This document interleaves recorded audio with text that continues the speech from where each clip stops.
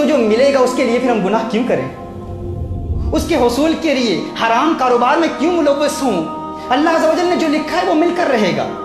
मुझे यहाँ एक वाक़या याद आ रहा है। आज से 4-5 साल कबल तकरीबन साहब मेरे पास आए, हमारी महफिल में आए। वो कहते हैं कि तंगदस्ती है, बड़ी परेशानियाँ हैं, मैं चाहता हूँ कोई कारोबार मिल जाए, रोज़गार के लिए दुआ कीजिए। कुछ महफिल में आना जाना रहा, अल्लाह अज़्ज़ व जल ने करम किया, उन्हें काम मिल गया। मैंने पूछा, मैंने सवाल किया कि कैसा है रोज़गार, कैसे चल रहा है? तो उन्होंने कहा अल्लाह के करम से अल्हम्दुलिल्लाह महफिल की बरकत से काम मिल गया है और अच्छा काम चल रहा है अल्हम्दुलिल्लाह, महफिलों में आता हूँ, इसकी बरकत से सब कुछ हो रहा है। तो मैंने उनसे कहा कि बताएं तो इबादत का सिलसिला कैसे है? कहा नहीं, एक मसला है, वहाँ पर जो मेरा एम्प्लॉयर है वो मुझे नमाज नहीं पढ़ने देता, इबादत नहीं करने देता। मैंने कहा अच्छा, इबादत नहीं करने देता तो आपको तो काम छोड़ना चाहिए। उन्होंने कहा नहीं, अरे इतनी महफिलों में आकर, इतनी मुद्दत के बाद, इतनी कोशिश के बाद, इतनी जिद्दोजहद के बाद, इतनी दुआओं के बाद आज काम मिला है और आप कहते हैं कि नमाज के लिए काम छोड़ दूँ।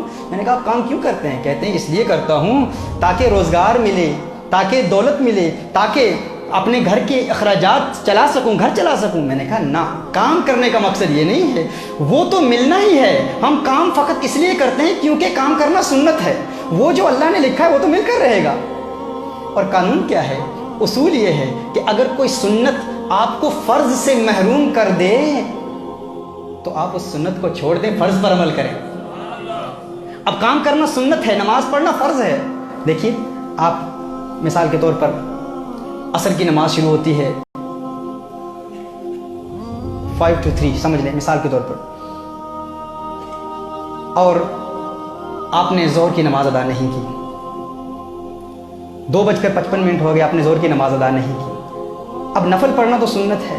अब उस वक्त अगर आप नफल पढ़ना शुरू कर दें, नफल इबादत शुरू कर दें, आपने फ़र्ज़ अदा नहीं किए तो वो नफल इबादत उस वक्त करना गुनाह है, क्योंकि वो सुन्नत आपको फ़र्ज़ से महरूम कर रही है। लिहाजा सुन्नत को छोड़ें और फ़र्ज़ पर अमल करें। मैंने उसे कहा कि आप काम इसलिए कर रहे हैं क्योंकि काम करना सुन्नत है और अल्टीमेटली जो लिखा है वो तो मिलकर रहेगा, लेकिन ये काम आपको फ़र्ज़ से महरूम कर रहा है तो आप काम को छोड़ें, फ़र्ज़ अदा करें। उस अल्लाह के बंदे ने इस पर अमल किया। दुआ कीजिए अल्लाह अज़्ज़ व जल मुझे भी उसका यकीन दे दे जितना यकीन अल्लाह अज़्ज़ व जल ने उसे दिया था। उसने इस पर अमल किया, कुछ अरसे के बाद मुझे मिला। मैंने कहा क्या किया, काम का क्या हुआ? कहा छोड़ दिया। मैंने कहा रोज़गार कैसे चल रहा है? कहा अल्लाह के करम से एक टैक्सी बेस का खुद मालिक हूँ, अभी खुद मालिक हूँ।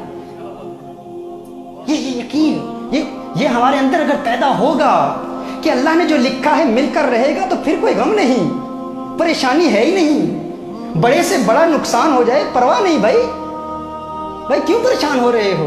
जो अल्लाह ने लिखा है वो मिलकर रहे।